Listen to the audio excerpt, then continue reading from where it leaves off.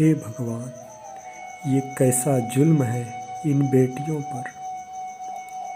वो आवाज ना उठाए इसलिए जीभ काट दी। वो खुद से उठ ना सके इसलिए रीढ़ की हड्डी तोड़ दी। अपनी निगाहों को हैवानों की तरफ घुमा ना सके इसलिए गर्दन तोड़ दी। हाथरस की बेटी चीखती रही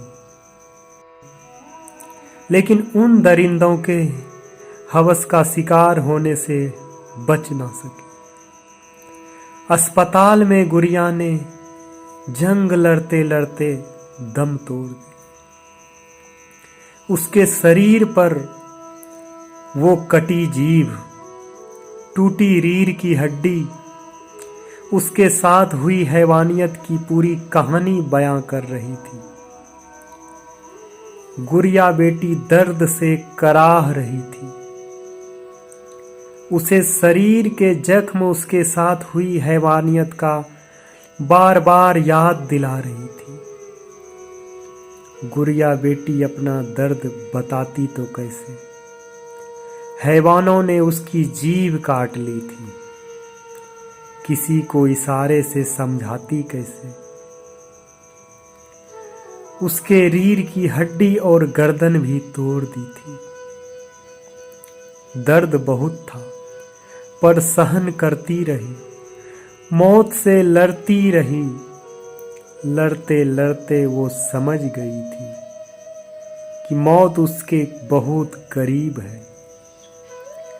पुलिस जब गुड़िया बेटी की बयान लेने पहुंची तो उसको देखकर पूरी पुलिस टीम के साथ पूरा गांव भावुक हो गए। गुड़िया ने कटी जीभ से और टूटी गर्दन से हिम्मत जुटाकर उन दरिंदों की पहचान तो बताई। वो चाहती थी उसके साथ हुए हैवानियत की सजा उन दरिंदों को मिले। वो चाहती थी जो दर्द मैं झेल रही हूं वो दर्द कोई और बेटी को ना मिले। वो अपनी दर्द इशारों इशारों में समझाती रही लेकिन जो दर्द उसे मिला वो हाथरस की बेटी ही समझ सकती थी।